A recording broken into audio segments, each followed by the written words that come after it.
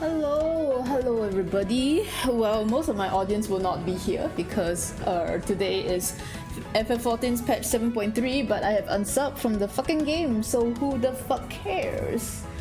I care a bit. No one's gonna be here, but I think that's fine. I don't really need it's fine. I'm just gonna draw. Hello anyway. Today we're gonna be drawing Phrolova, the little lady who's like getting real popular nowadays, you know, like ooh, that's a bit loud. Yes, like her story has kind of like made some waves, right? Like people, it's gotten people like actually you know, like interested in the lore, interested in like stuff. So it's pretty amazing. I think like I feel like patch 2.4 kind of already did that, right? Like it already kind of did that, but it feels like I'm gonna just turn down my music a little bit. It kind of feels like more so with patch 2.5 that like with patch 2.5 that like, oh, you know, the interest in like the actual like why is this like this? No, the interest in the story and the lore is actually you know, there's more actual interest in the story. I feel like Wuthering Waves has never been really like known for the story, for its story. It's just kind of like, oh, you know, Gunner game, waifu game, right? Like everything has been said, you know, like right, like everything has just been said, and like no one even really cares. Like it's just like, oh, you know, like people always go like, yeah, Wuthering Waves is a great game, blah, blah, blah, like action is great, explorations are great, like the what you call it, like the environment is great, the cutscenes are like everyone keeps saying, oh, absolute cinema. I actually hate that phrase. I hate that phrase so much. Like you know, everything has been praised, right, except the story. I feel like even though 1.3, like Shorekeeper's patch, the Black Shores patch, like even though that like like even though 1.3, I think at the time during the 1. Like before Rena Sita, everyone was like, oh yeah, 1.3 is the greatest, yeah, yahoo, yippee, you know, right? But then like even then it's like, oh, people were saying that it's not that great, and I was one of the people who kind of disagreed that like patch 1.3 was all that, because I had a lot of grievances with regards to that patch. But you know, it's that one's, I'm in the minority, I think, but like I really wish like Black Shores got like way more stuff, you know, but it is what it is. But and like Rena Sita, I think 2.0, like people started being like, oh, actually like Rena Sita's pretty good, it's like a big improvement over like, you know, what we had in Huanglong. But then in the end, like it still like suffered a lot of the same problems. Hello, are you not playing FF14? Why are you not playing FF14? Why are you here? You are here while you're playing FF14, I know. Are you guys even still playing FF14? Even like I don't even know if you guys are still playing FF14. Like have you guys, like, are you guys still playing either that, or you just unsub? Join the unsub gang. Nothing wrong, appreciate so the queue, isn't this patch day? Like shouldn't the queue be like shouldn't the queue be real fast? I stopped Savage after like 7 runs. No, but today's the patch, right? So like I'm pretty sure you guys are doing the new patch content. There's new Alliance raid and shit. I thought I answered, but somehow it continues and the house needs saving. No, get rid of your house. The house is a trap. Get rid of your house. Hans organize some truck party. Ah, okay, that's fair. Well, that's in like 8 minutes. For real. Yeah, no, it's a trap, man. Get rid of that house. I got rid of my house.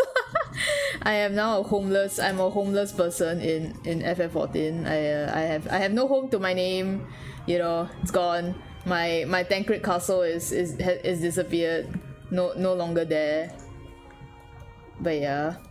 Have you already played 2.5 for Wuwa? I don't know if you are still even playing Wuwa. I feel like you are you guys like just Uma Musumeing right now? Just keep nice out on second screen alliance rate start. Aw, thank you.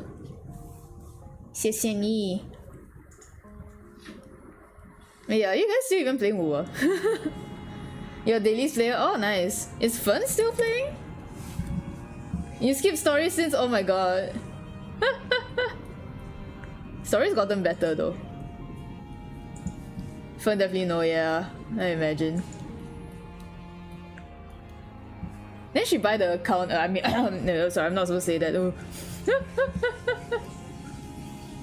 Oops. You didn't hear anything from me.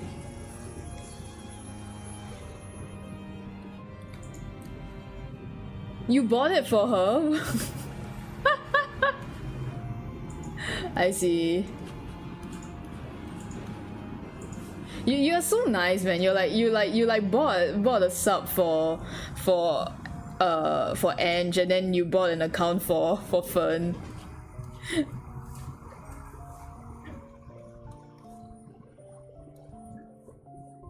Oh, Phrolova. Oh, I'm not pulling for Phrolova. Like I like her story, but I can't pull for her because her ultimate with the it's a trap to have friends. So I will play with you, man. I'll play with you, bro. But it's not like they've really had a lot of co-op events since like 2.3 anyway, and like I think no one was playing the fucking cube event. I just like completed it in one sitting. I didn't pull for Phrolova because I physically cannot watch her ultimate. Cause her ultimate, like her eyes are bleeding in there, and like I get very uncomfortable with that, so I didn't pull for her. And like I mean her story is good, but it's not like I think Phrolova is just not like my type of character. So it's like even though like I really like the writing and I like her as a character, but it's still not like someone I would want to pull or play for, which is very funny, right? Because it's like I'm gonna pull for Cantarella when she comes out, and everyone's like, oh, if you already have Cantarella, you might as well pull Phrolova. It's not what you're doing. But like I don't care about meta, so like I'm not I don't care. I'm gonna have Rochia and Cantarella in my account, but not Phrolova. So yeah, it'd be like that. I'm just so hipster. I can't believe it. I'm so hipster. But yeah, like I don't know. Yeah. Like I feel like you know, at least Cantarella, right? Like I can if I try hard enough, I can probably build her like as a main DPS, because I know people have like they run her as a main DPS similar to how people run Brand as main DPS. Just play Hui. Like that's not what you told me. Like when when Katatia came out. Do you roll for Katatia, by the way? How are your rolls? I like never asked. Like, do you even roll for Looper? It's like I feel like it's actually like easier to have Cantarella and Rochia than if you just have Phrolova and not the other two. That's what I feel like. You actually 10 roll. Oh my god, nice! Congrats. No. I mean, I guess. Do you have Rochia at least, or do you skip Rochia? No, to be fair, like I think Phrolova actually doesn't need Rochia. Like Phrolova more so needs Cantarella. You skipped her, I see. Yeah, like I feel like I'm in a better position with Rochia and Cantarella than people who only have Phrolova, I think.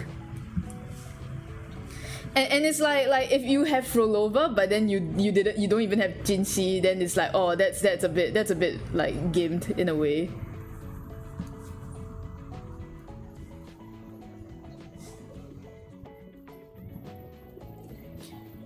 It's like I'm not really that big of a fan of the people who go like, oh, you know, you have to pull for them, if not you're like super like you're super fucked, you know. And it's like I kind of like disagree on that, in the sense that like, oh, you know, I mean, if you try hard enough you can, but at the same time it's like there is a reason why they're designed like that, you know. It's for you to spend money. It's for you to spend money. So it's like, yeah. It's like you don't 100% need them, but your life would be so much easier if you do. But do you like Cantarella though? Like, or are you really just pulling her for Phrolova?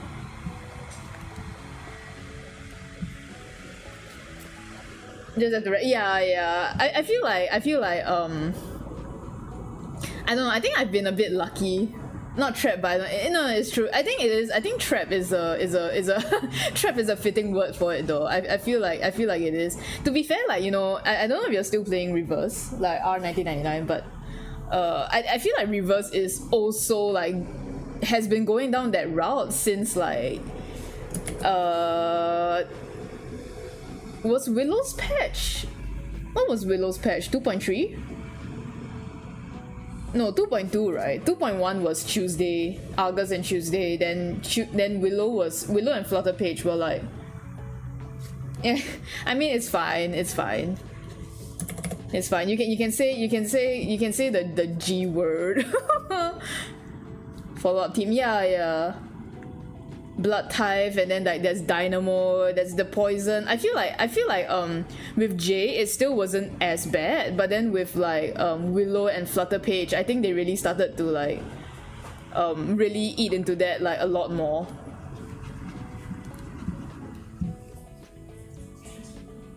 Oh, for the Assassin's Creed. Are you rolling for both? I'm gonna roll for both, even if I end up not using them. Yeah. Hello, what happened to my original Instagram account? I deleted it.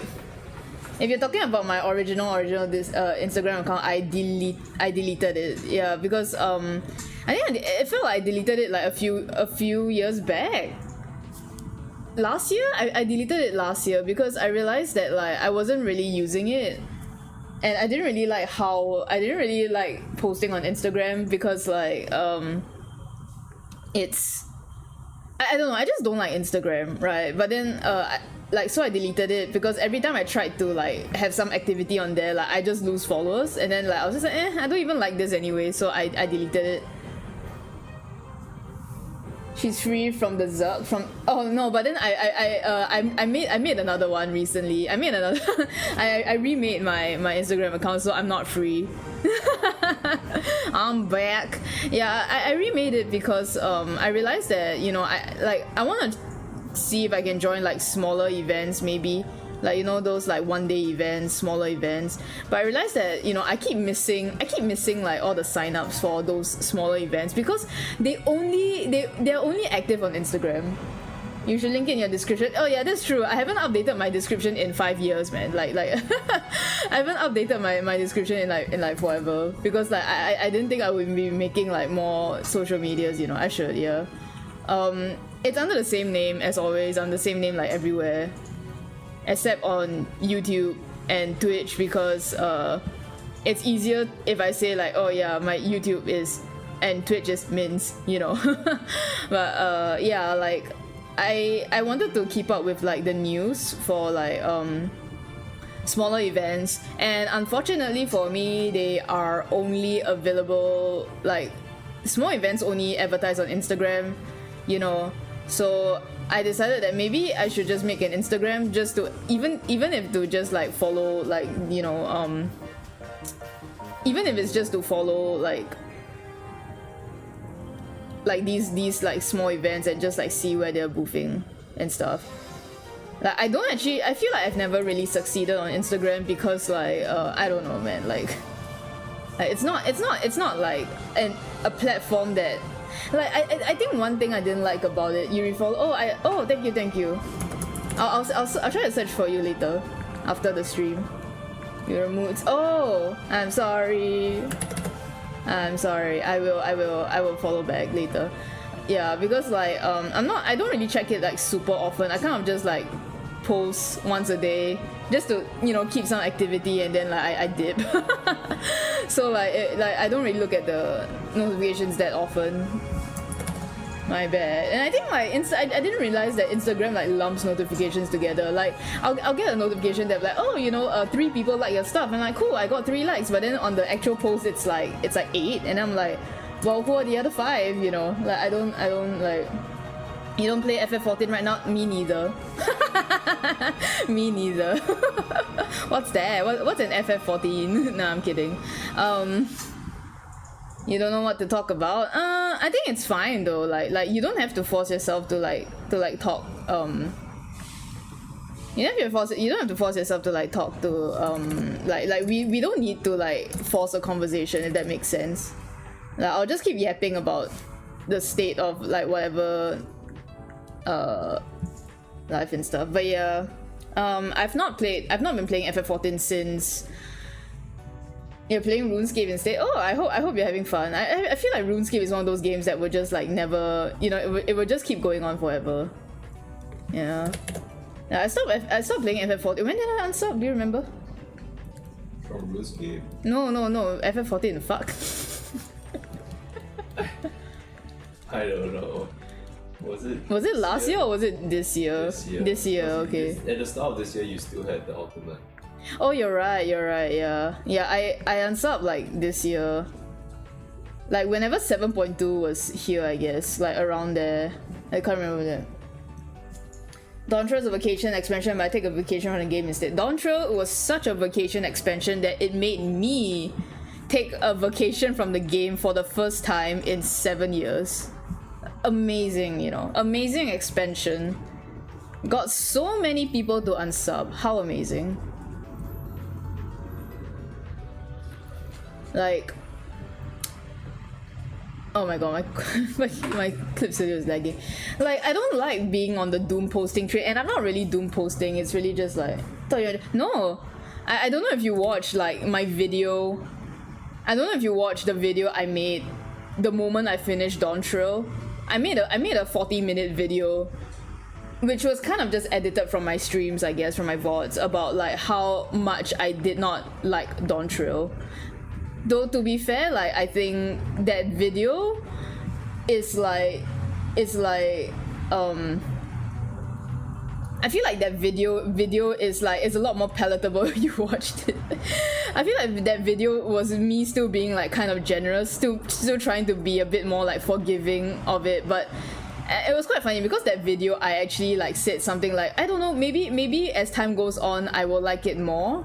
Like when I look back on it, maybe I will like it more, but I think in the end the opposite happened. I think more like the more time goes on, the more I realize how much I just don't like. I did not enjoy the main story. I think like dungeons wise and like battle content wise, Dawntrail has been great in terms of like, oh, you know, dungeons are now more difficult. Savage, like, well, that's normal, not savage. The normal difficulty for like the Arcadian and stuff are also like more difficult than your usual, than what the past 2 expansions have been giving us. So that was good, you know. And like this tier Savage, which I never did because I just unsubbed, like I heard that it finally did some things that a lot of people were asking for. So like that's good. But Final Fantasy XIV, first and foremost for me, is a story game, you know. If I like the story of Final Fantasy XIV, then I will keep playing. The story content is what keeps me playing. As much as I like doing the battle content, if I cannot get into the story of it, there is no reason why I would play it, you know, because the more I play it, the more I'll be like, well, I don't feel good about this because everything just reminds me of how bad the story was, right? I didn't unsub when Dawntrail dropped, when I finished it. I unsubbed afterwards because 1, I realized that I was getting burnt out of raid, right? I was burnt out of raid and I was gonna retire from high-end raiding. And then 2, I was like, I don't enjoy the fucking story. Like if I was just retiring from raid, I would have just kept my sub going and then I'll just like come in to like like just hang out, do the new content, maybe do dailies, weeklies and shit like that, right? But I was so I disliked the story so much that I was just like, what am I even here for? Like there's no reason for me to keep playing. There's no reason for me to keep my sub up because I am so angry at like the state of the story.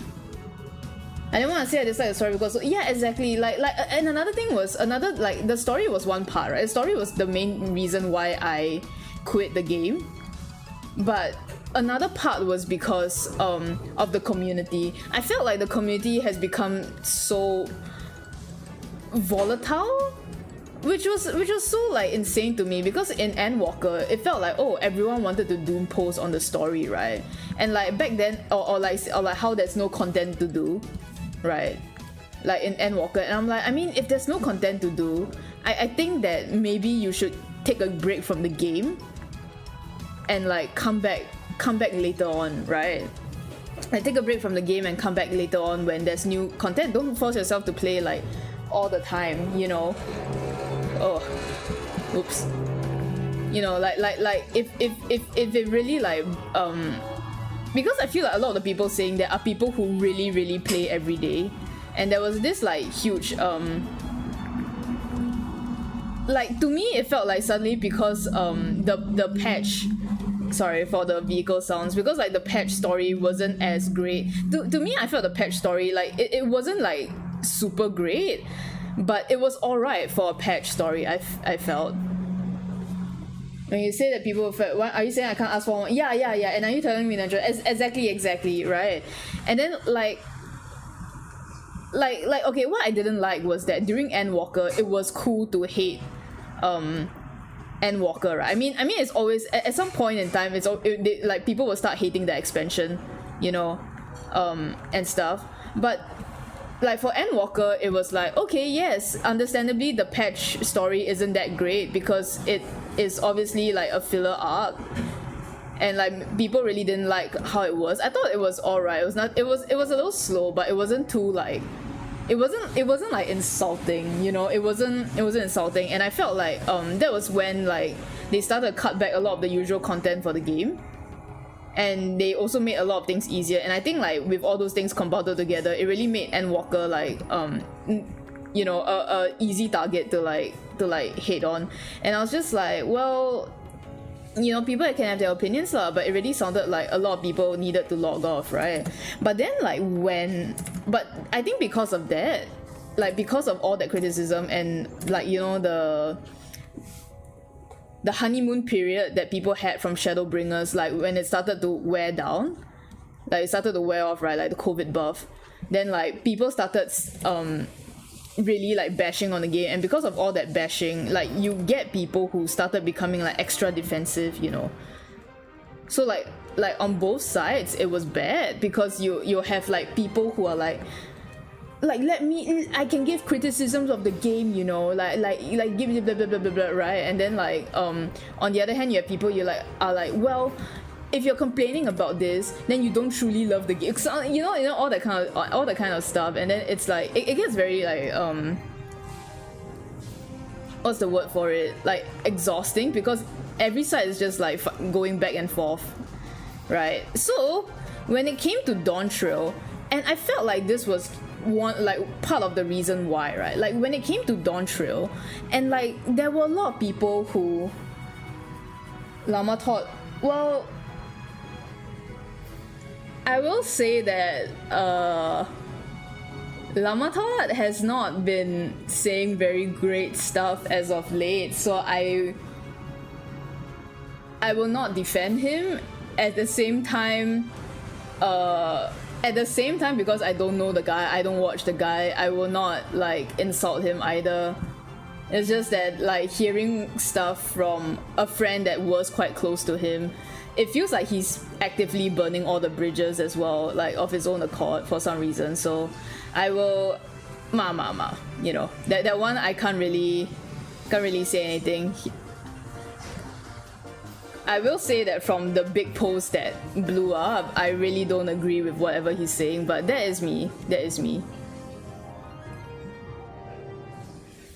Yeah, but I think for Dawntrail, what really like pissed me off was when people, people started going like, hey, the main story quest this time is pretty bad.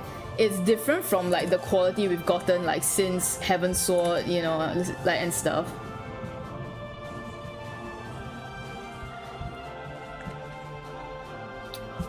I will not comment on that because from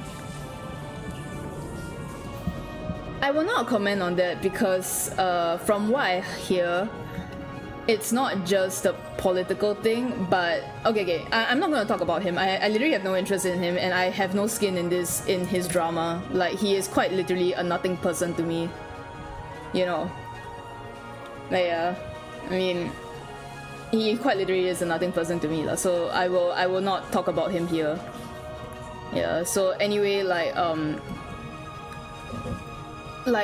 when people started making like actual like like criticism about Dawntrail, and then because like Wook Lamart's voice actress is like trans, right? Her English voice actress is trans, so it became like, if you criticize the writing and you criticize like Wook Lamart's writing and stuff, or you don't like Wook Lamart because of the writing or because of like how the story kept trying to push her, then like people would just assume like, oh my god, you're transphobic, oh my god, like you don't like you don't like Dawntrail's story because you were expecting something like Shadowbringers and Endwalker, but you don't understand that Shadowbringers and Endwalker are like the efforts, the culmination of like 10 years of storytelling. How dare, like you shouldn't be judging Dawntrail, a new arc, based on your inflated expectations from Shadowbringers and Endwalker. And I'm like, shut the fuck up. I hate it became so hard to like critique anything about Dawntrail because you will get like people like that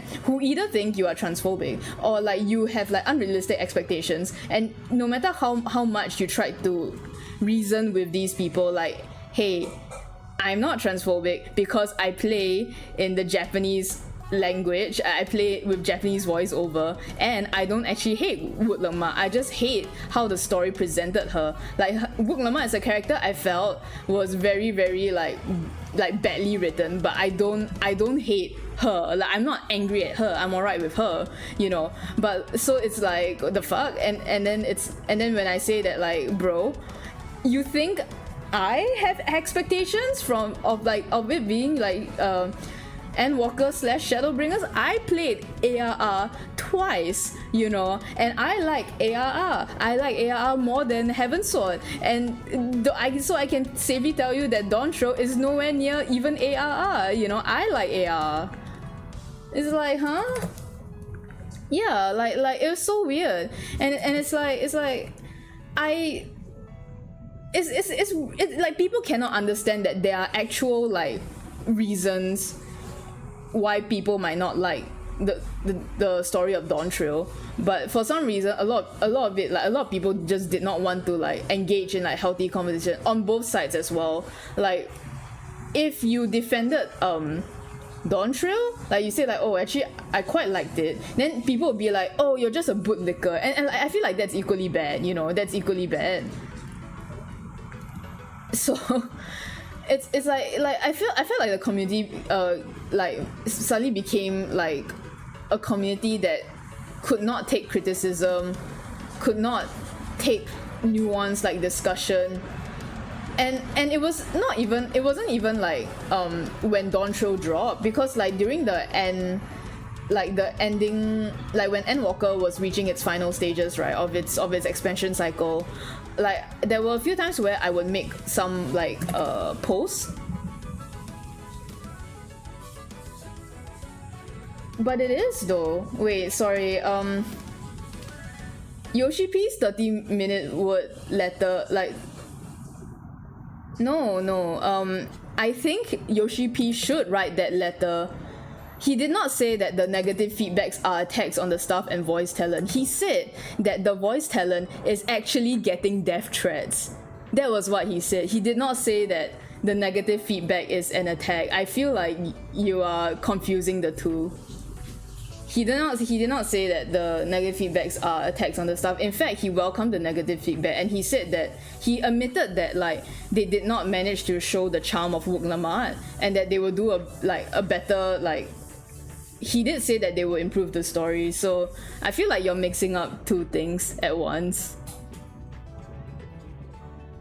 Like if he said anything about the attack on the staff and voice talent, it's because people were actually sending threats and like really mean stuff to both Senna Briar and like you know, people in the staff that had known Twitter accounts. So that's what he meant when he said there were attacks, because they actually are attacks. I feel like Yoshi P's responses to Dawntrail like were actually pretty good, because he did acknowledge all the stuff that went wrong. He even acknowledged recently, not say recently lah, but like a few months back, that the team got too complacent. So I feel like you are mixing up two things. You're mixing up two different like stuff. Yeah. But yeah,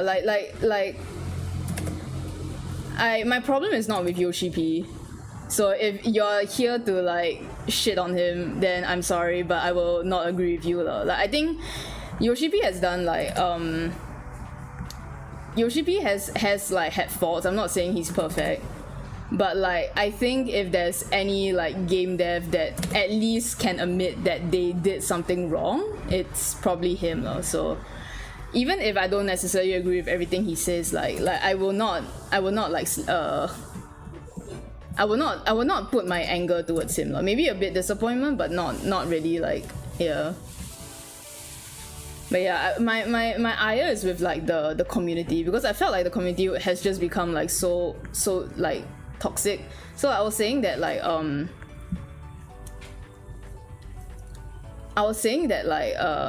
basically during the final stages of Endwalker, I actually did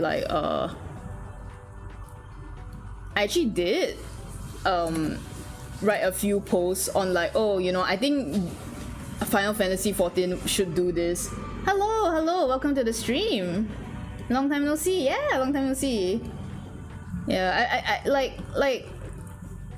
I wrote a few like thought pieces on like, not say thought pieces, that I've wrote a few tweets that was like, oh, I feel like Final Fantasy would really like benefit from this, benefit from that, you know, because like people nowadays are way too comfortable like doing this, you know, and then they don't like, it causes trouble for like other players. And then like it obviously, like, you know, I just sometimes when you make Twitter posts, you don't really expect them to like blow up and shit. Thank you for liking it. You don't expect them to like get anywhere, you know, because you're just tweeting to like whoever you think will see it. But then like basically I made a few posts like at different like stages in Endwalker's like patch cycle, where like, oh, you know, like I was just critiquing like FF14 really needs this and stuff, and then it blew up in the sense that like it went more viral than I wanted it to go, and I started getting people who like disagreeing with my opinion is fine, right? Disagreeing with my opinion is all good and dandy, but I get people who will start insulting me. They'll be like, so like one of the posts I made was talking about how like they needed to revamp the tutorial system, which is like the Hall of Novice, right? They needed to revamp it because a lot of the tutorials are outdated, even uses outdated skills. Like they've changed like the way like classes work. And like and it wasn't even like you know, like so, some of the skills you learn, especially in like the tank one, like it's not even, you don't even have those skills anymore because they took it away, right? And then it was like, oh, okay, well, you need to update it, and a lot of the stuff like there's a lot of new mechanics that like the game doesn't do a good job at teaching you. And I was like saying it as like, not only because new players like really don't know what to do, the tutorial was also like not compulsory, you know. Like for some reason you could just like, oh, hey guys, you want a tutorial? And then people could be like, no.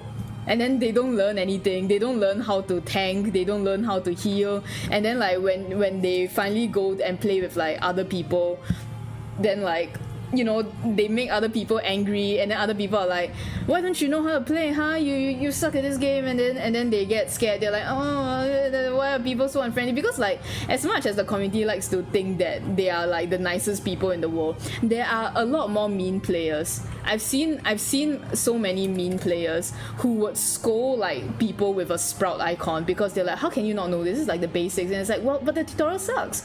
So I just made a post like saying that like, I do think that they need to revamp the Hall of Novice, because like I've seen so many people who they are like level like 70, level 80, like especially for tanks, right? They don't know how to properly tank. So like the mobs, they don't hold aggro on the mobs, and the mobs go like everywhere and like attack every other people, which is me, because usually I play the healer, and the healers get like the aggro like most, and then I'm like tank please, you know, and then they don't read the chat because maybe they don't have the, maybe they're not used to it, I'm not sure, but they don't read the chat, and then I get ignored, and I'm like help you know, and then like and stuff, right? And then people will be like, I got people in the replies going like, no thanks, any game that has that requires you to go through the tutorial sucks, like I would rather not sit through that, please. Then I had people like vague tweet me going like, if you get bad players, then it's your fault for not knowing how to teach them. I'm like, I am trying, man, but if they don't read the fucking chat, then what can I do? Literally, what can I do, you know? So I got a lot of like weird people being like really mean in my replies. They're going like, we don't need a tutorial system. The community is so nice, and we just need the community. It is on the community to teach the new players. We shouldn't expect the game to do that. And I'm like, are you kidding me? It is the game's job to do. It literally is the game's job to do that. What kind of game depends on like their community to make tutorials for the players? Like that's an insane. Do you hear what you're saying?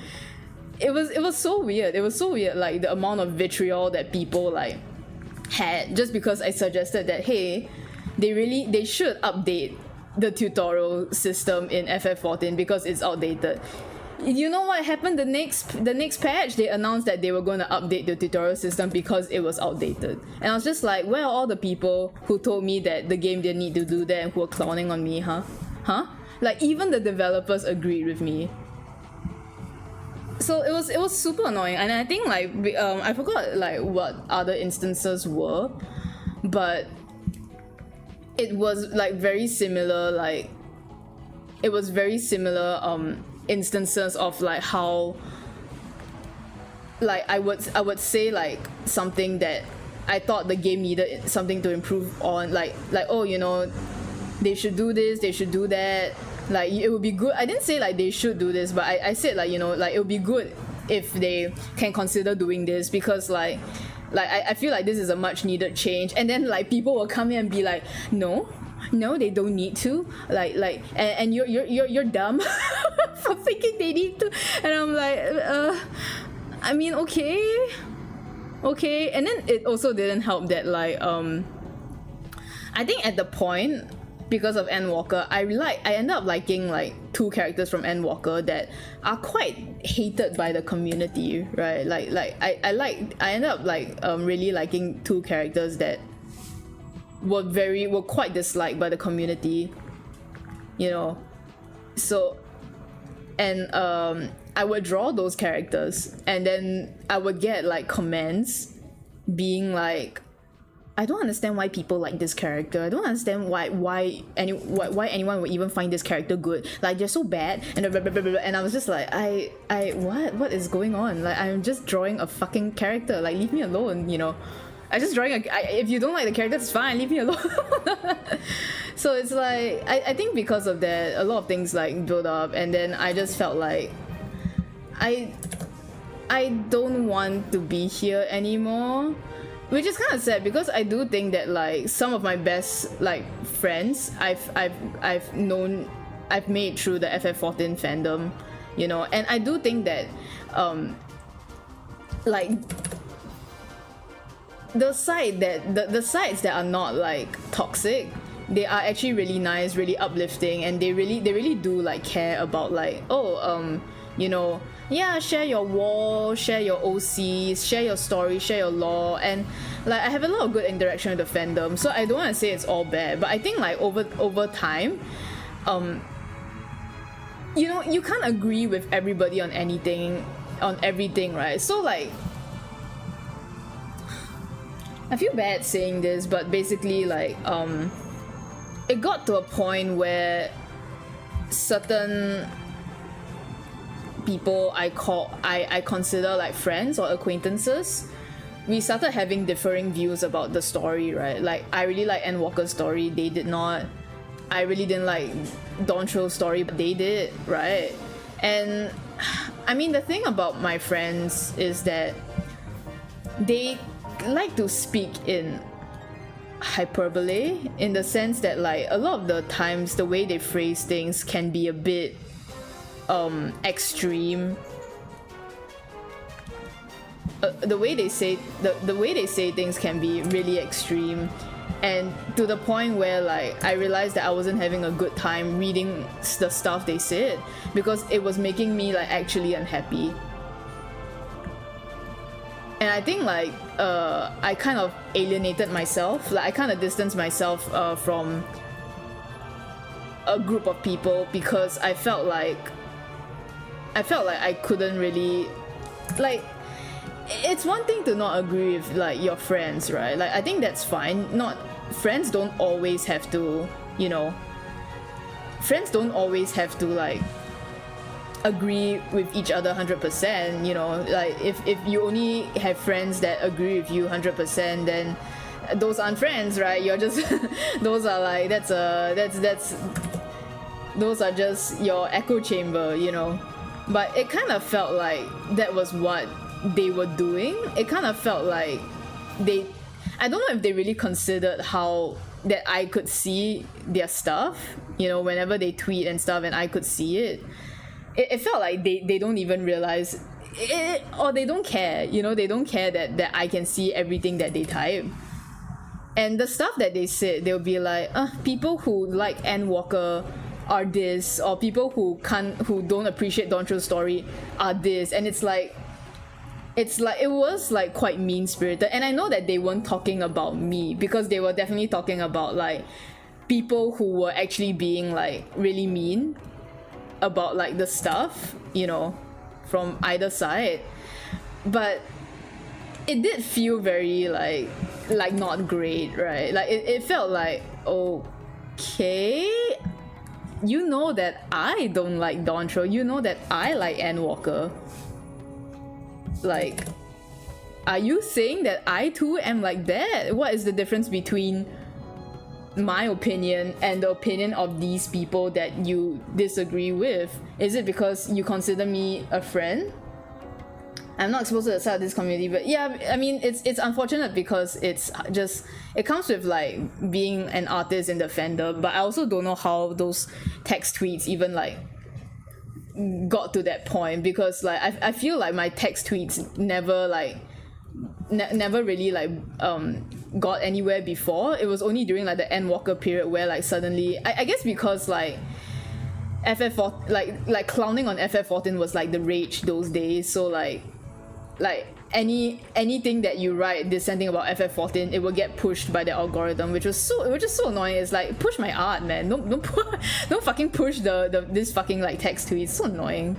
You know, like I have to fight to get my art to even have like 500 likes, and meanwhile like my text posts get like easily 1,000, and I'm just like, Jesus Christ. Yeah. But it got to the point where like I did have to mute a lot of people, even people I considered like my friends, because like our opinions were so different, to the point that like reading their and you know, the thing is like, if people want to like shit on something, they have the right to, right? Like I'll just mute it. But at the same time, I also feel that if you know that there are people who follow you and that you follow have like an opinion that you disagree with, why would you say stuff like that where like they can see, you know? Like even if it's not aimed at me, it doesn't feel great, you know. Like they'll say stuff like, I think people who like don't like Doncho just have very low literacy, and I'm like, okay, I could say the same thing about people who don't like Endwalker, but that is just because we obviously have different values, and that's why we get different mileage of like you know, of these kind of things. Like, what? You know, and I'm like, sure, I mean, if that's what you think, sure, what? You know, so I think because of that, like, even the people that I felt like maybe I can like talk to, discuss about FF14, like that circle grew way smaller and like very foreign to me, and I basically started like actively like distancing myself from them, because I just felt like, okay, I cannot talk to these people anymore. Like, we are just too different, and that's fine, but like I get scared. I get scared. It's like, okay, it doesn't help that they do like you know, I don't know, the way that they present themselves sometimes does make me a little uncomfortable. So like all to say that I did, like, the community made me uncomfortable, and the people that I called my friends also started making me uncomfortable.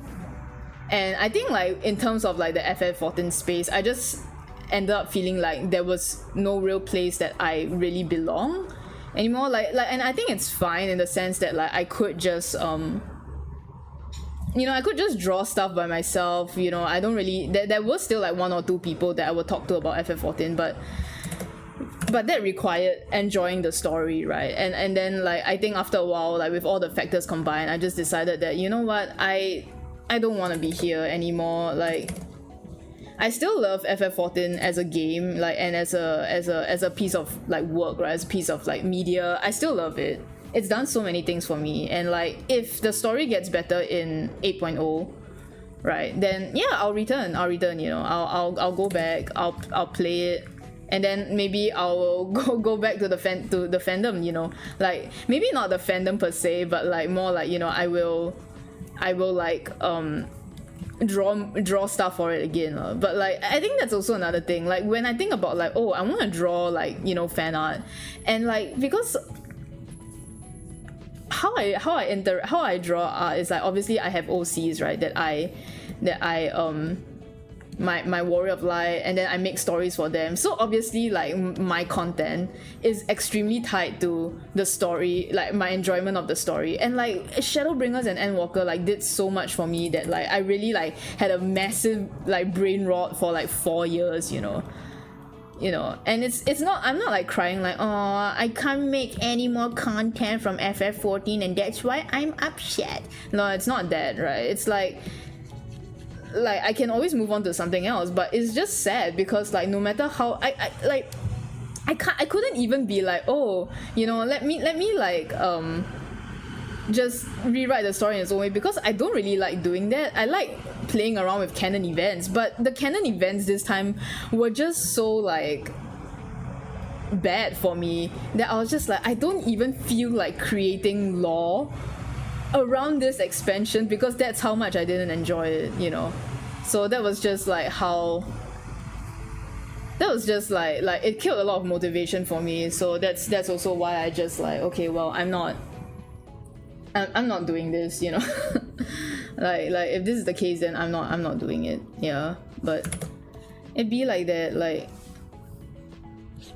I think it's fine. I've been playing the game for like what, 7 years, you know, and I've been in the fandom for like 4.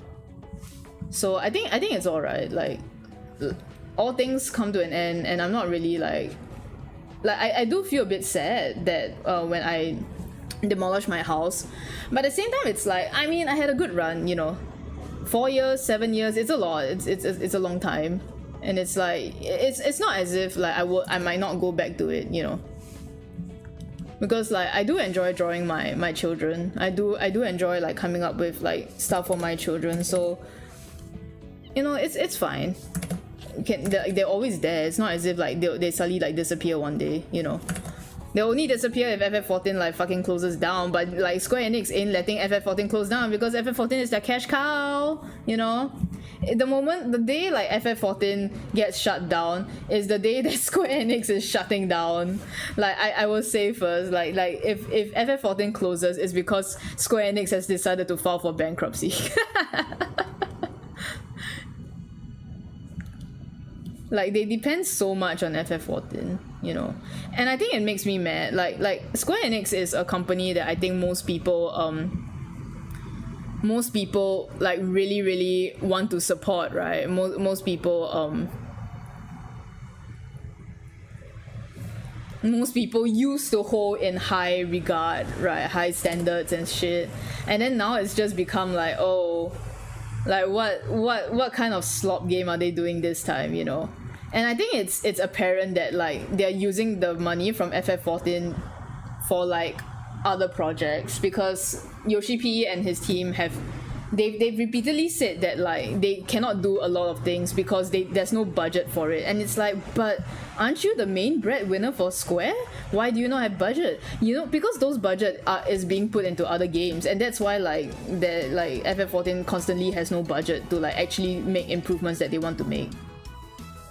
And that's something that is like unfortunately very common in game dev, you know. Like Square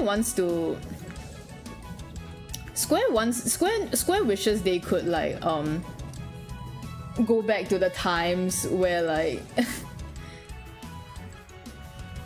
Square wishes they could go back to the times where like you know, they like every title they made was like a success and stuff. But I feel like Square is one of those companies where like they've lost, like they're not up to date.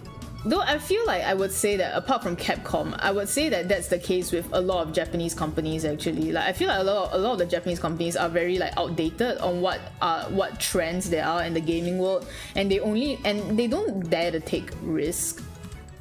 You know, they always want to go like what's safe, what's within budget and stuff like that. So like I feel like that's just it's not just a Square thing, but Square is extra like public with how they go about it, you know.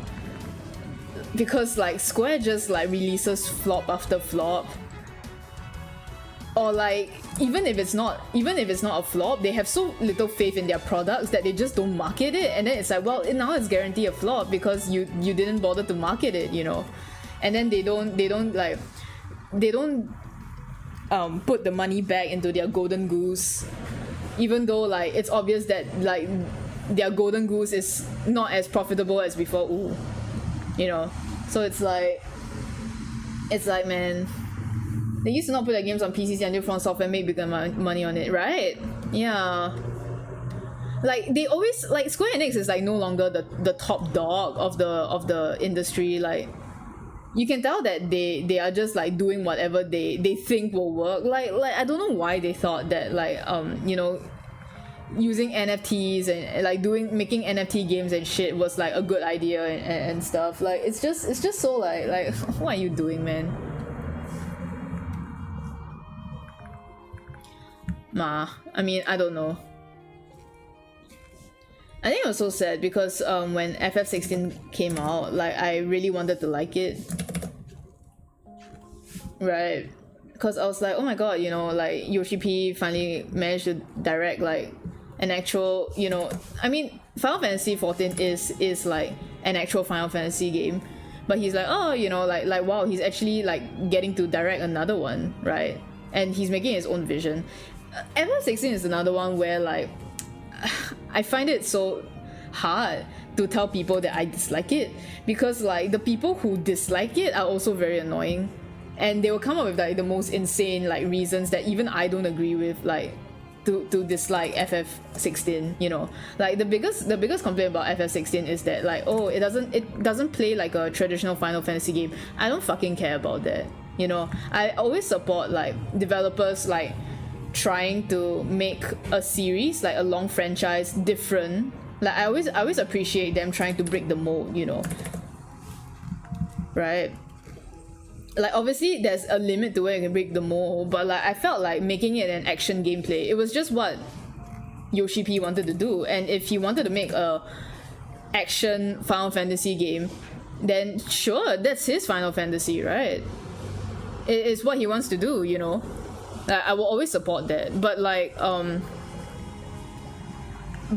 so but the thing is like when if I tell people that like, hey, you know, like yeah, I didn't really enjoy like FF16 all that much, and they're like, oh, are you one of those people that are like super like Final Fantasy purists and then you don't like it just cause it's an action game? I'm like, no man. And then if I say like I really did not like the story, then it's like, oh, is it because you don't like Jill? Are you one of those people who don't like Jill and then you don't like women? And I'm like, I did not say that either, you know. Yes, right, I don't like women. Oh, then what are you doing with me? I don't know. Yeah, so it was kind of like FF16 is another one where like I felt like I couldn't like voice a proper dissenting opinion on it, because it would just get like it would just get torn in all sorts of different directions that I'm like, I did not say any of that. And I think it was also because from the all the stuff that I've experienced in the FF14 fandom, that because it's made by Yoshi P, so obviously there's gonna be overlaps in fandom. Thinking of starting the game myself, I wanted to do it years ago, but learn of the subscription. There is a free, I'm gonna do the meme. There's a free trial. We have a free trial up to level 70 of the game, unlimited playtime. You know, you can always like try out the trial first, see if you like it, and up to level 70 is a lot. You are getting 6 years, at least 6 years worth of content in those 70 levels. You know, we have a friend, like me and my husband, we have a friend that like he's still on the free trial, and he's been on the free trial for what feels like 3 years, you know, and he's slowly like actually just doing everything, you know. Like, yes, there are certain restrictions, but it's restrictions that you can bypass with the help of other players. Like, oh, you can't get anything off the market board, or you can't make a party. Like, you can always ask like the people who do have a sub to be like, hey, can you just I want to do this thing, can you just help me like make a party, or like, can you help me search for this on the market board, you know, or something like that. But you don't really need the market board if you're like a free trial player, you know. If you like can stand like not having like certain items and the ease of the market board, but like I mean, you're not paying, so I feel like not having the market board is like normal, you know. But yeah, so like I do think that like when I first started playing, the free trial was literally up to level 35, you know. That's like what, that's like 2 weeks of content. So like up to level 70 is really a lot of content, and you can always give it a try. There's really a lot of things you can do. Yeah, so if you want to try, you know, at least you don't have to pay for it. so why not, you know. Okay, as much as I don't like Dawn Trail, I recognize that Dawn Trail still has parts of it that I can see why people like it, you know. You know, I can see why people enjoy Dawn Trail, and I'm not going to like fault them for it, right? Like, if that's what they enjoy, then that's fine, you know. I'm glad that they got to enjoy something that I couldn't find enjoyment in, you know. I think like those people are the real winners. Like, if you purchased media and you end up enjoying the media, you will always be in a better position than someone who did not enjoy that media, you know. But yeah, up to level 70 means you get to experience all of Stormblood. Stormblood is another one where people really didn't like, but I really like. Stormblood was actually my favorite expansion before Endwalker dropped, so I don't know if my taste is usually a bit like weird. Like, I'm one of the rare Stormblood defenders, but I don't know. I do like Stormblood a lot. You like Stormblood too? That's great. That's great. I feel like, okay, very very upsettingly, like because of Dawn Trail, people started like appreciating Stormblood more, and I'm like, great. But also, this is not really how I wanted to be appreciated. Like people are like, you know, actually what Lise was actually real good. Stormblood JP is a superior story to EN Stormblood. I only played in JP, so I don't know. And there's a big difference in characterization and stuff. I played in JP voice, but with English text, and I was alright with the characterization, but again, that is just me. Again, that is just me. You know. I think if that's the case, like I feel like actually all expansions have this, but yeah, I mean, it depends lah. It depends. You're not crazy. No, as in, I'm not saying that you're not crazy. It's just that I'm not saying you're crazy. It's just that for me, when I read the English text, I still really like the characters, and I thought that it was alright. So yeah, like I didn't read the text in Japanese, but like I enjoyed it a lot, only just through the English like text. But yeah, but I think even for that, like people's I think it mama like it, again it's a matter of taste lah, right? But I do feel that a lot of the things that okay I think it's a matter of taste because even reading the English text, right, I still cried at the end of Stormblood, so you can call me crazy, but it doesn't in the end, like we like what we like lah, so you know.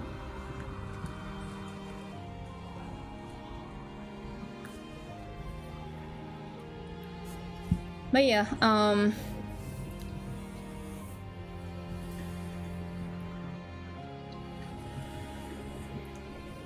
yeah, I mean it's a big difference, but again, I don't care. I don't care because I read the English text and I still enjoyed it regardless. So I mean, if it's good that you found enjoyment in it via the Japanese text, but personally to me, like I thought it was good even via the English text. I mean, I've seen people say like, oh, Heaven's Sword is better if you read this language, AR is better if you read this language, and it's like, sure, but I think it's also valid to like it in whatever language you play, or dislike it whatever language you play lah, you know.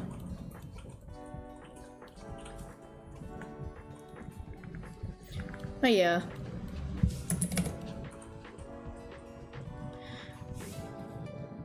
Like, to be honest, okay, I did not like Heaven's Sword. That one I know is a very dissenting opinion because everyone like Heaven's Sword is like the fan favorite after Shadowbringers, right?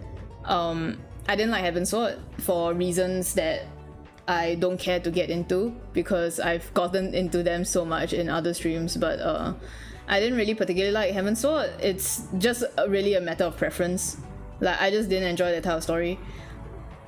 And people were saying like, oh, you know, if you read this and that, it's better. If you read it this way, it's better. And it's like, I don't really like it when I get told that.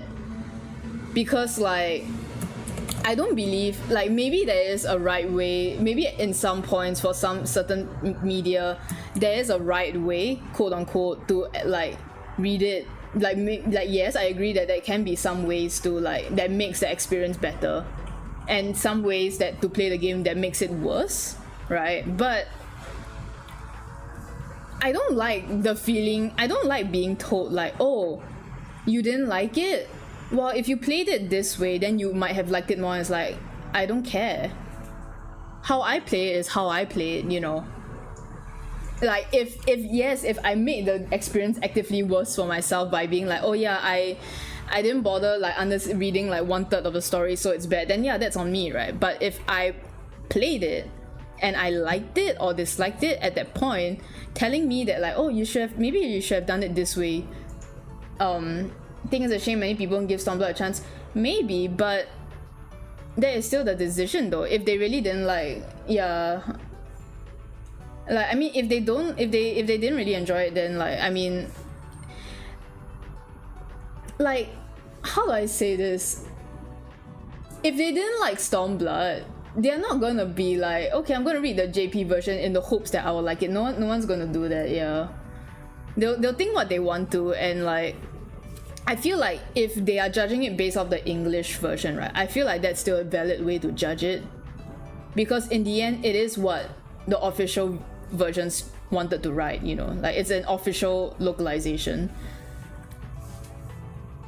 So unfortunately it is like that. Like I do think that like the thing is like, oh, you know, you would have enjoyed it more if you read it in this language, if you take into account this language. Like on one hand it's like yes, but on the other hand it's like, you know, don't, it's like maybe don't invalidate like the experiences of people who, you know, whether by choice or not, had to experience it this way. Like I think it's kind of sad when you know, when people get their, like when streamers especially, you know, when a lot of streamers want to try FF14, right, and then like every time a popular streamer goes on FF14, then you get people who are like, who try to like make sure they play the right way, make sure that they go about content the right way, right, when they don't fucking like, when it's like, just let people play what they want, you know, and then when they do something it's like, oh, you should have done this way, then it's like, huh?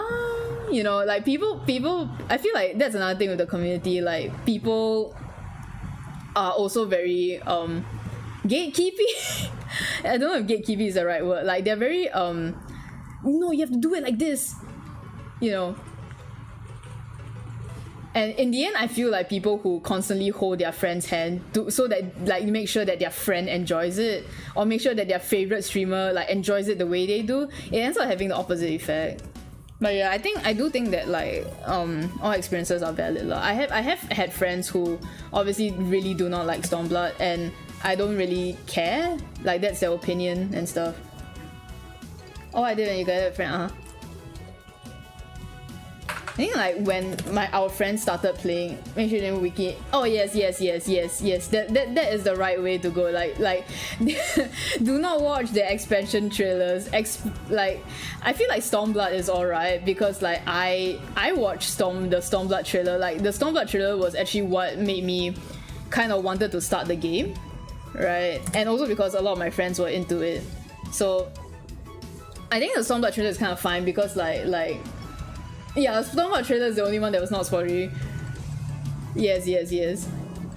Though to be honest, like Shadowbringers, like if you play all of Shadowbringers at once, like including the Stormblood patch, like technically it's not spoilery because I feel like no one thought that like the Scions were actually like, you know, gone for good. I mean, when it was on patch, it was scary, but like no, I don't think anyone actually thought that like that like they would, yeah. But Heaven Sword's one was big no. Do not watch the Heaven Sword trailer before you. But I think Heaven Sword trailer they actually had a spoiler warning there, so I think it's not that bad. That wasn't the only spoiler. And I mean, no, the thing about the Shadowbringers one is that if you don't have context at all, you know, if you don't have context at all for anything in the game, the Shadowbringers one is also not that bad. Endwalker is no. Do not watch that one. Do not watch that one, especially if you can remember all the stuff in the Endwalker's trailer. Like, do not watch that one.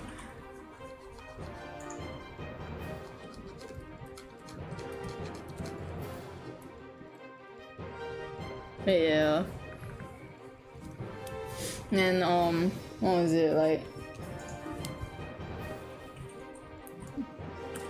Endwalker's one is not. Then Dawntrail is like, Dawntrail's alright. I think Dawntrail is alright. Actually, I quite like Dawntrail's trailer, but like yeah, I mean Dawntrail itself is.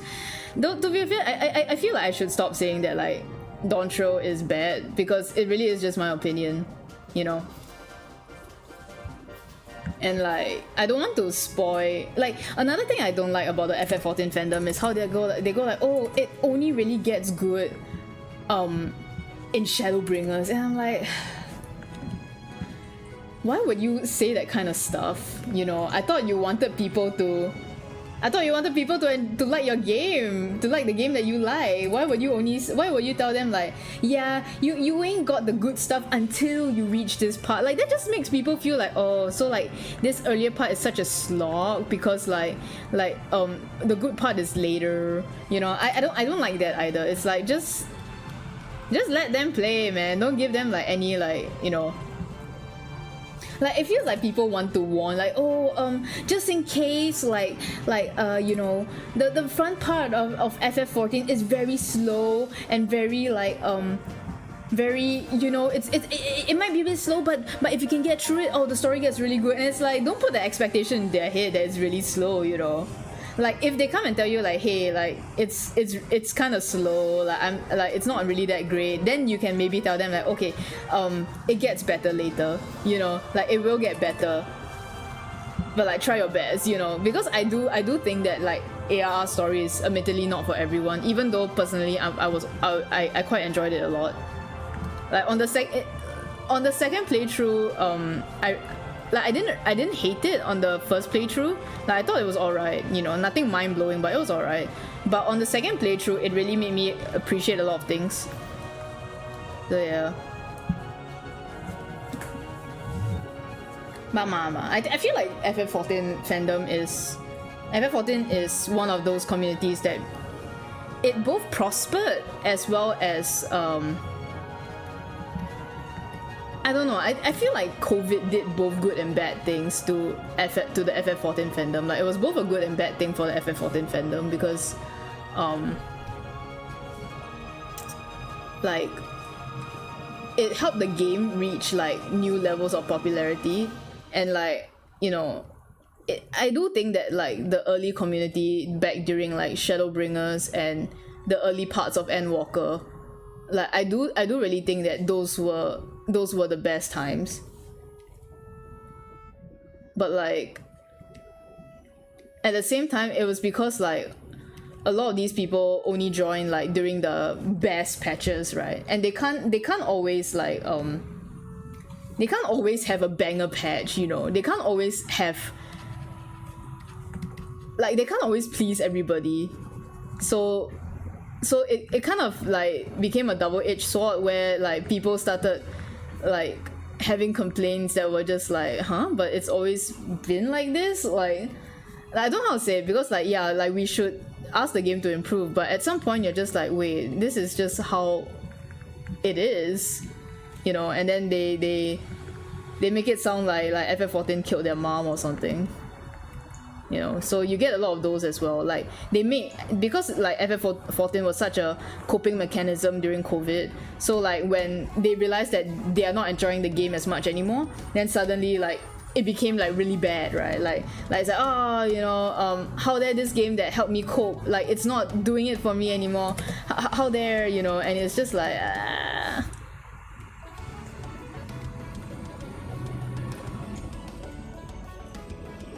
like you shouldn't expect a game to always do that. Like there is no game that will keep you, there is no live service game that will keep you like 100% occupied for like the rest of your life, you know. And it's like, as much as I love FF14, and obviously like obviously like, you know, I really it still has a special place in my heart. If I'm not enjoying it, I'm not going to force myself to play it just because like, oh, my OCs, you know. And I think like more people need to learn how to do that.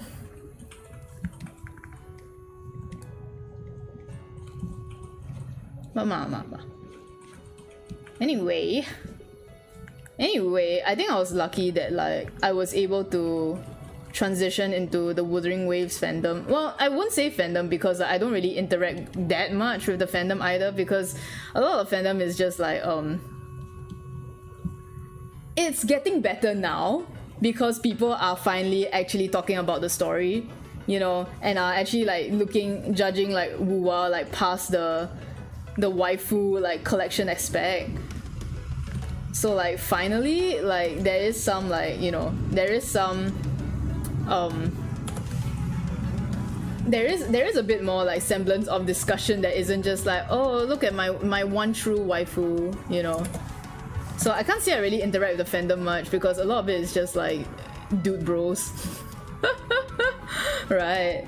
Who like are admittedly really misogynistic as well. Like I'm a bit scared of the Wuwa fandom, not gonna lie, but like I'm a bit like I count myself lucky for being able to kind of like at least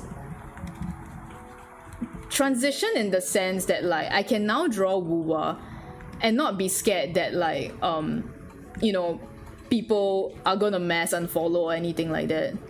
Because like when I first tried to transition out of the i7 fandom into like Pokemon, into like FF14, it took me a long while, and there were long periods of time where like I was just not getting any attention at all. Like I could post like a thing and it would just get like 50 likes, even though I had like, you know, like I think at that point I had like 20k followers already. So it was just like, okay, what's up with that? And then like I got really like depressed at one point.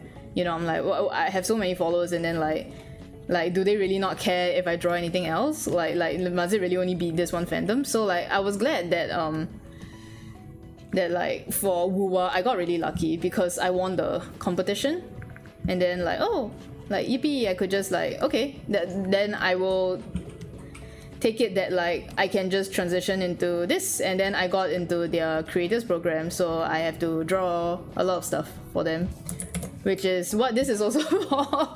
I have a quota to beat, kind of.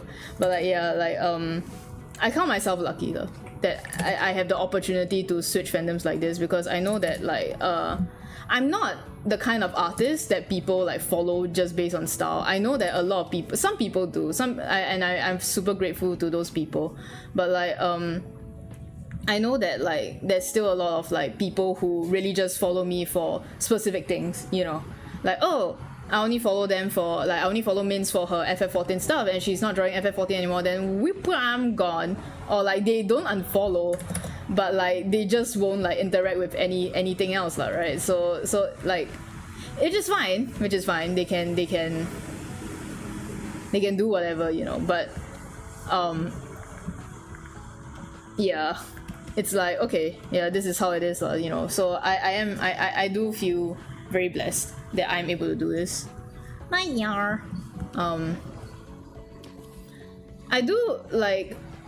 I will always wish for the success of FF14 regardless, and I just hope that I'm more angry at Square Enix than anything else, you know.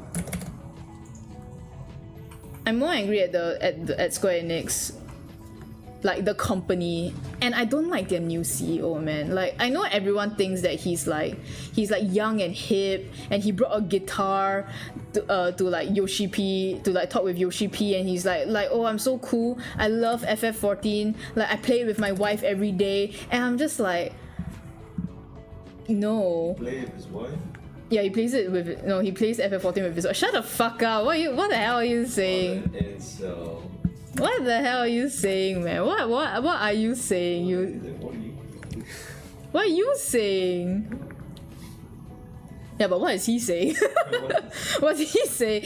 Like I don't know. Like I know it feels weird of me to say, especially like when I'm like, nah, like I will give Yoshi P like some like what's it, like I'll cut him some slack, but then like for Mr. like CEO, I'm like, no.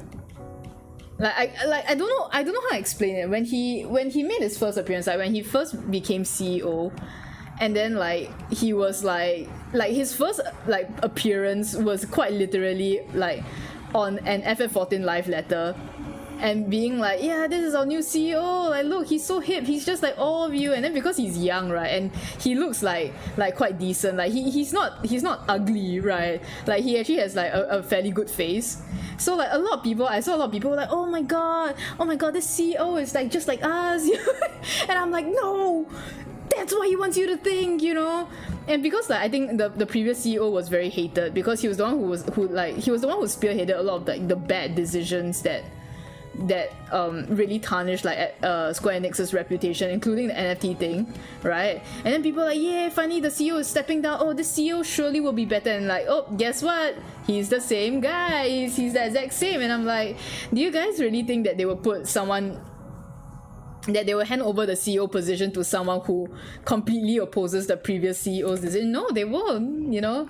He got into the CEO position because he knew how to bootleg his way up there. You know, unfortunately it be like that.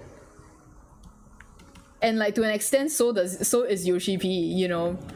But like Yoshi P just has a proven track record that he does actually care about what he wants to make. I guess as much as the CEO, the company will allow him, because unfortunately he is still bounded by the company's rules. But I when the I don't know how to explain it. When the new CEO like first came up, like showed himself on the live letter, I was like, you are making I just had a feeling that like he was using it to his advantage to make his image better. Because it was just like, there's no way you are making your first appearance to the public on FF14, your like cash cow, where like everyone has like you know, everyone trusts the game. There's no way that you are doing this not on purpose, you know. You have an agenda behind this. And I was right because nothing has changed.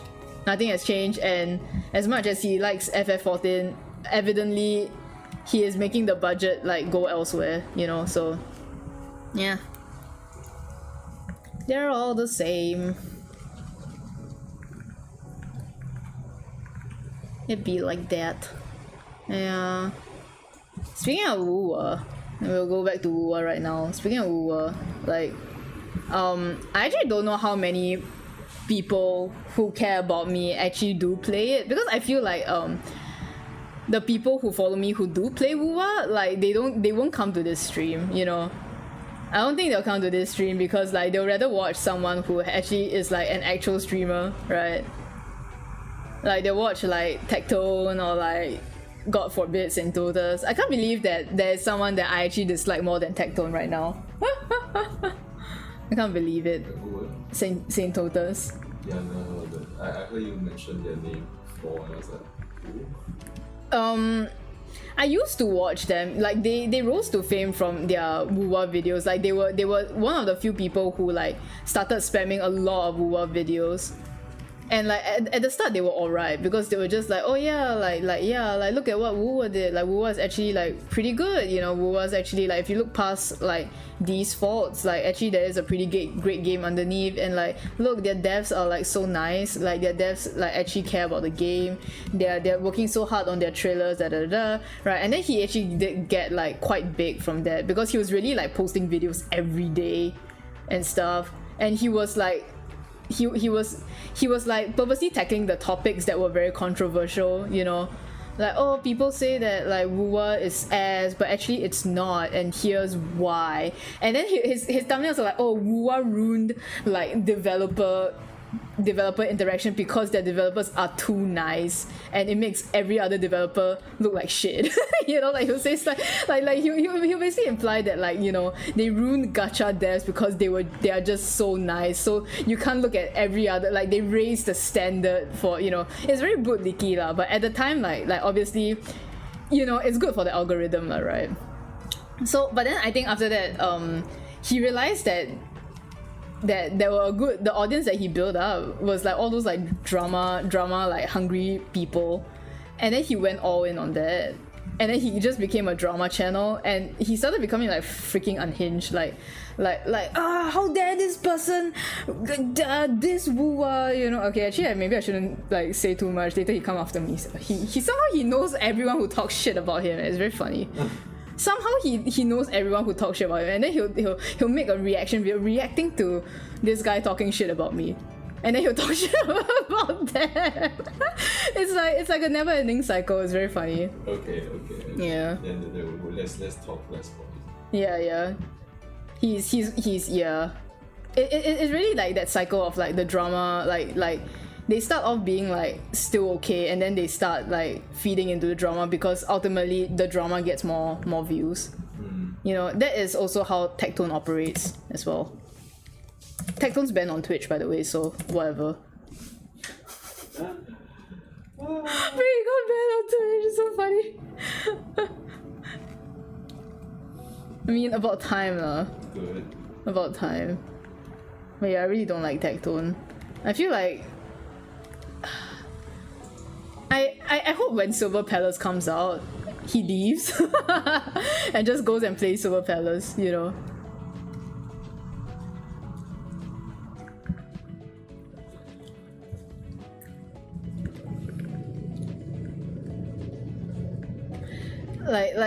Oh, I think the worst part is like because Silver Palace is not gonna come out before Enfield, right?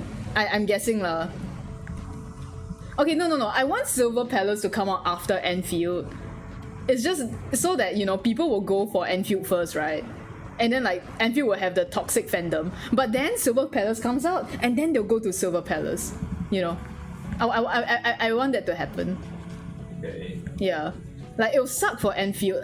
Like no matter what, I think Enfield's like early days when everyone like moves to it because it's like, oh, the next new gacha game, next new shiny gacha game, open world 3D, even though it's not open world, like it will suffer just because like the fans who like these kind of games will go to it and they'll apply their shitty logic and it'll be bad for a bit.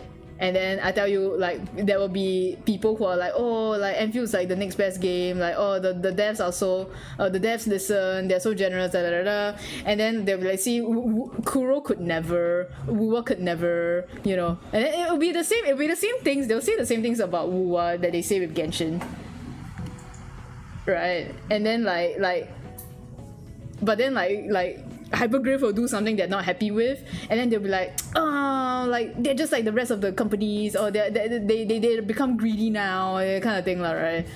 And then it will suck for a bit, and then Silver Palace will come out, and then they'll be like, oh yeah, Silver Palace is the best game, like the devs are so generous, and then they'll move on to it, and then we will finally be free. We will finally be free.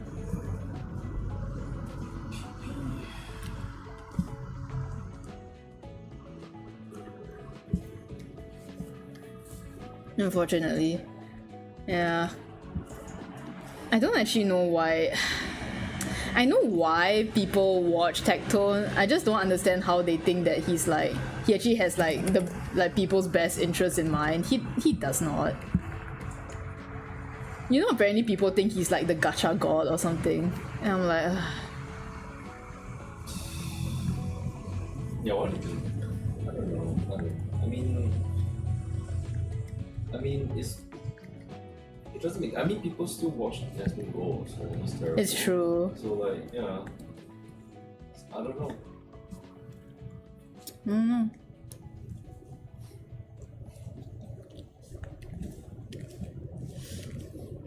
I'm suffering right now. This is too many lines, too many like sketch lines, and I don't know what I'm doing. I can't see.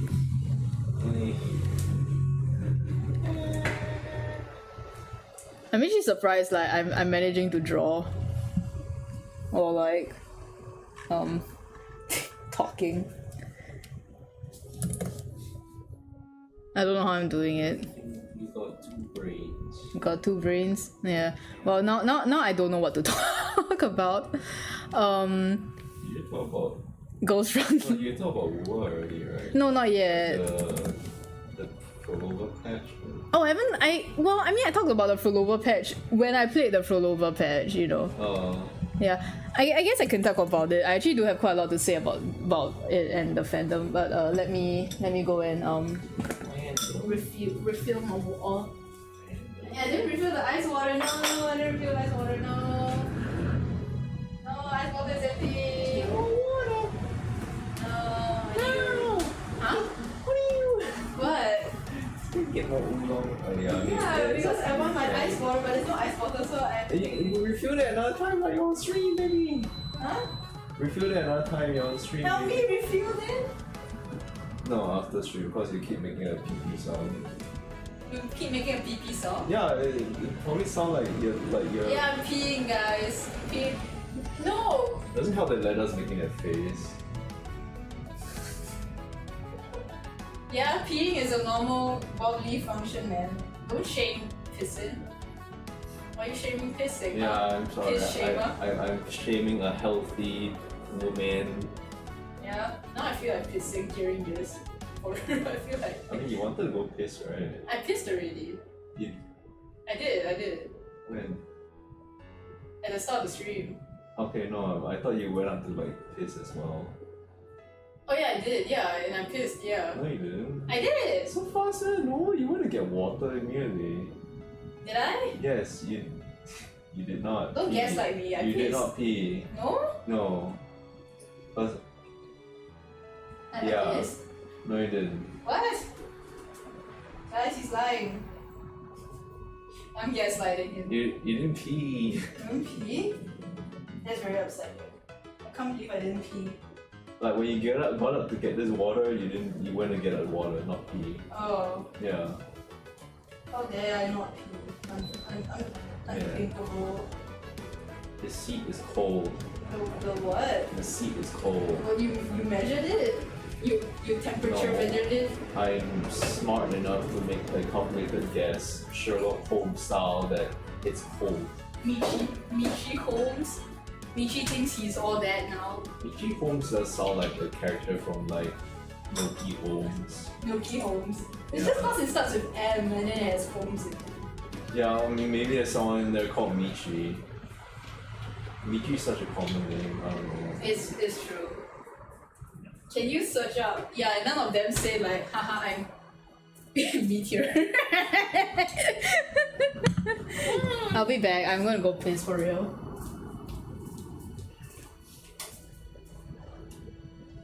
Oh yeah.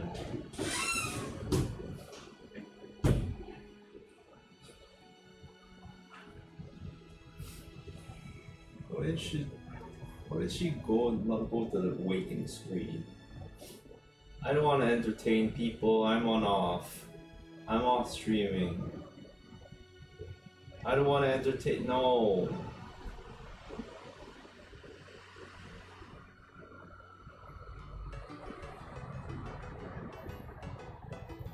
Hey guys, do you know that Minz told me once about diabolic lovers? Diabolic with a K.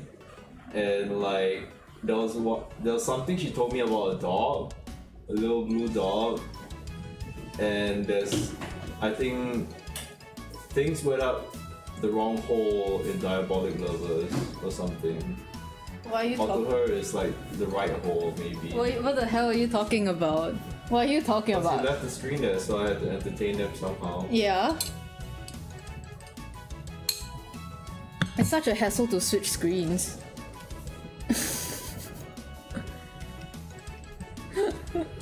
Hi guys, I'm back. Yeah, I chased your viewers away by talking about diabolic lovers. I don't even play Diabolic. I've never played or watched Diabolic Lovers in my life. Is it just an anime or is it a game?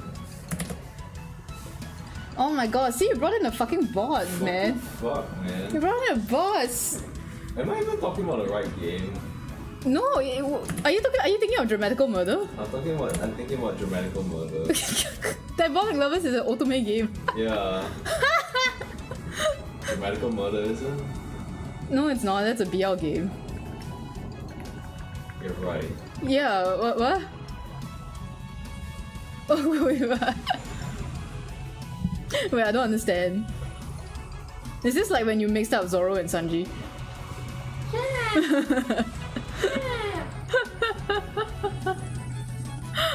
That was so funny, you were so cute. But yeah, so like, I don't know how many people have even play Wuthering, like I don't know how many people who are watching even play Wuthering Waves, and how many of you who play Wuthering Waves even play, like, even actually, like, you know, interact with the story. Because as I know, Mr. Meowpork doesn't read the story. As far as I know, he doesn't read the story.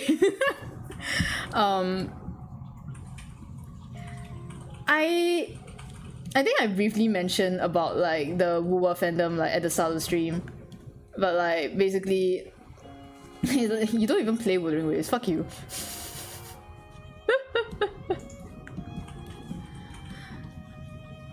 You watch. That's true. You watch Wuthering Waves. Yeah, it's true. You. Which streamer? Tectone? I'm kidding. But yeah, like I don't know how many people like actually like play Wuwa or like you know about interact with Wuwa stuff like here, but like recently basically, so Wuwa has like this reputation that it's just a waifu game, like it's just a Guna game, right? Because like all the like all the what's it called? Wait, I need to rotate my reference because I it's like all the like all the girls that you meet, like you know Wuwa is known for like having too many girls, right? Like not enough men. It's mostly girls. We get like one man for every 5 women, and then like people like me are sad and depressed. Not really, but we're like sad, and then like every woman that every new female character that Rover meets, like they have a bond with them, you know, and then they're like, oh Rover, oh my god Rover, you know. So right, so it's garnered this reputation as like, oh, it's just a waifu game, the story's not that good, da, da, da. And like even when the story does have like is like getting better, most people don't really engage with it. They're like, you know, like I don't really care about, I'm not here for the story, I'm a story skipper, you know, and stuff. And a lot of the discussion around the game is like you really have to look in order to find like discussion and like law like creators like for Wuwa, because otherwise like the stuff you're gonna get is like stinky memes about like comparisons to Genshin Impact, or like you know, or just like, oh, which is Rover's true waifu. Like people like to say like, no, like there are like there is like lore in like Wuwa, but like not gonna lie, there is lore in Wuwa, but for the longest time like the fandom was not helping itself. Like people like to say like, yeah, like it's your fault for not like, oh, thank you Umi. That's a really cute name. Thank you for the raid. Thank you. Hello. We are I'm just drawing Phrolova from Wuthering Waves, if you guys know who she is. She's the I am zooming out, man. You have stream lag. She's the current banner character in Wuthering Waves. So, and she's been making waves with her story quest. So I wanted to draw her and stuff because I also wanted to practice. I'm doing a style study in a sense, and I really wanted to like practice and stuff. Hello, Phrolova. Yeah, Phrolova. Welcome raiders. Welcome to the stream. Really nice. Let me shout out. Thank you. Let me give you a shout out. I haven't done a shout out in like 5 years. I'm sorry if this doesn't work. Yeah, shout out. Yahoo! Thank you for dropping by. Thank you. Yeah. But yeah, I was just about to talk about like the Wuwa fandom and stuff, because like I feel like one thing that I really liked about that I'm really thankful for Phrolova's patch is that it feels like it finally made people more interested in the story. Like ultimately, yeah, you know, you had to like have a waifu, you know, a waifu that everyone was looking forward to. Like they still needed that in order to you know, like get people to be more interested in the story. But I really like that when the patch dropped, and then I kind of go on Reddit, right? But when I go on Reddit, I filter the posts to just lore and theory crafting, because I really didn't want to see like the usual posts there, because sometimes they're really like exhausting to see, because it's just people complaining about like the same things a lot. So like, and usually the lore posts, if you filter by lore and theory crafting, you don't really get a lot. Like it updates very slowly, because evidently like before 2.4 and 2.5, a lot of people didn't really care about the lore per se, right? Like even if they do, they don't really discuss it, because like you don't really expect the people to really like discuss it a lot, like in the fandom. But like ever since like Lupa and Phrolova's patch, like there have been more and more people like I was so surprised when the lore and theory crafting section of the Reddit like actually updated like more than 10 posts in a single day. I was like, damn, people are actually interested. And then now you see like there are people who are story skippers, and then they start asking like, hey, can anyone give me a summary of the lore, because like now I'm interested and I really want to know like what I missed, you know. So like I feel like that's good, right? Like, ooh, like that's good. And like I'm glad that, oh my god, and And ooh, what is going on? Oh, that was scary. And I'm glad that like it's actually making people like want to engage in the game more than like it being a waifu collection simulator. Not that there's anything wrong with that, but I always felt like, you know, if you want to collect the waifus, you should like it would be, personally to me it's like you know, like try and engage with like the other parts of the game, you know, but that is also on the games, you know, that's also the game's responsibility to like you know, make you interested. And frankly, at least I guess before this point, it wasn't doing enough. Because even though I feel like Renacita was like a big improvement, right, compared to everything in 1.0, it still technically was not, a lot of it, like there were still like areas that could be improved, like things that you could you know, you want to see, like things left to be desired. That's the phrase I was looking for. Yeah. So like it felt kind of refreshing seeing like more interest in the story, right? Like ever since like the recent patches, and I thought like, okay, you know, if that's the case, then that's great. Which, yeah, though it is kind of funny that like a bunch of the lore posts were people like being like, hey, can someone explain Phrolova's story to me? I didn't really quite get it. And I'm like it's a little funny, but you know, like effort. War story getting interesting now. Yeah, I mean, to be fair, I've always like ever since ever since 2.0, I've kind of already like felt that like, oh, I can get invested in this game now, because 2.0, like the base Renacita story was admittedly very much my jam. Like I'm a simple person, you know, I like stories of, oh my god, sorry, I would love to talk about what I need. No. Thank you for dropping by. Please go and eat. Please go and eat. No pressure at all to stay. Please go and eat. Thank you. I don't think I can finish this like by today because it's already like half an hour to midnight, and I've work tomorrow. But yeah, thank you for dropping by. Thank you. I hope you had a good stream as well. But yeah, like I think it is quite funny that like, you know, it's still mostly people who are like, oh, can someone explain the story to me? I didn't really like understand, you know, and it's like you know, because I feel like Wuwa is a little abstract in how they present their story, and I'm not gonna lie, like the way Phrolova talks is very like poetic. So sometimes I did like, I think when I was streaming it, when I was playing through the story, I had to read her lines like a few times just to like properly parse like what she was trying to say.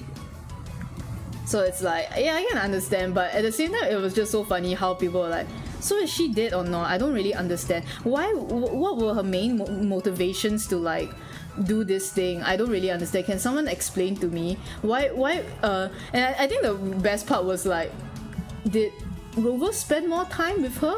Or was it just that one promise? Because I cannot imagine someone doing all this just over one promise and then people replying to them like, yeah, that's the point. Like she really like put that much emphasis on that one promise, and that's why it became like that. But I think like regardless, it is still, I would still see it as a win if there's discussion on the story. You know, it means that the game is doing something right. So, but yeah, I cannot wait for the next quest. I cannot wait for 2.6. I personally am not rolling for either Yuno or Augusta, unless they change my mind, because that's what I said about Looper. And then like I loved 2.4 so much. I really did enjoy 2.4. It's one of my, is it my favorite? I don't know if it's my favorite. It might be my favorite actually. Yeah, it might be my favorite like quest from Wuwa so far. So like I enjoyed 2.4 so much that I pretty much just went like, fuck it, I'm gonna roll for Looper. Because like, I really like 2.4 and I really like her character, so I was like, fuck it. Like, still not a big fan of her design, but you know, I like you, girl. If I like you, your design will grow on me. So I just went and pulled for her, and she was so nice to me. Came in like 30 rolls. Like, thank you, girl. You know, so yeah. So who knows, if Augusta and Yuno's story are like just as good, then maybe I might cave and roll for them, you know. The one that I'm really saving up for is obviously Tyrion, because I am female and I like men. You know, very simple reason. I am female and I like men, you know, and men in Wua are like rarer than like a standard 5, are rarer than like usual 5 stars, you know. I will always roll for men. I've made it my life mission that if Wua releases a guy, I will roll for them, no questions asked. Even if I don't like the guy, I will roll for the guy, no questions asked. You know, so far I have not disliked a single guy. I've disliked, there are female characters that I don't really like just because the archetype is really not my thing. You know, but in terms of like all the men have so far been, I think Tien is the only one that like, Tien and Kaukaro, like most of the standard the 1.0 people are men that I'm not super interested in, but like I don't hate them and I still quite like them. Like they still fall into my, oh okay, yeah, I quite like you. But like all the men after Tien, wow, they are like I say that as if there's a lot, but there's only been 2, right? But Xiangli and like Bran, wow, they are like critical hit, man. It's like they someone was like, yeah, let's make the next 2 men that Mins will go crazy for, and they are right. I did go crazy for them, you know, more so for Bran than Xiangli, but I really do like Xiangli a lot as well. He is very good, and I just think it's so sad that they locked his quest behind a time gated event. But hopefully that you know, since it's Mid-Autumn Festival is usually in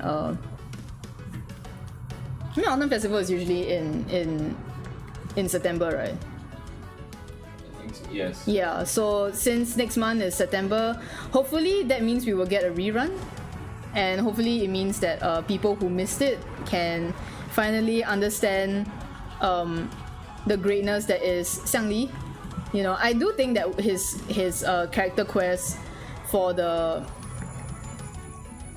I do think his character quest for the main... for like the moon chasing festival is honestly one of the better ones. I really liked it, I really enjoyed it. It's just like he had this like friend. Well, I'm not gonna spoil it, but it's a really touching like I felt it was a really good like tale of like dealing with loss and dealing with like, you know, not being able how to say, like you actually like treasure the person a lot, but you don't realize it, and like you think that the other person hates you and you get the wrong idea until it's too late, but then like they manage to reconcile and stuff. And I thought it was just really touching like how they did that, and how it just explores like Xiangli as a character, like all his past, his hardships and all that stuff, the expectations that were placed on him, and how he deals with like the weight of those expectations. I think all those was like really well done. I really liked it. Yeah. Good quest.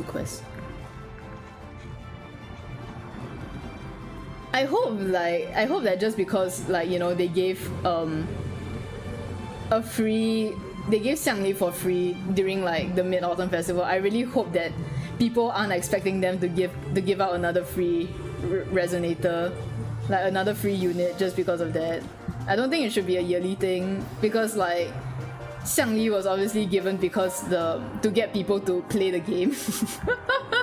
Like I don't really see why people think that's a bad thing, you know. Like, yeah, like welcome to a company. Yes, they will give you the resonator because they want you to play the game, and like, okay, now they don't really need to. They will probably not give you the resonator, you know, you get what I mean? So like, yeah, I don't know.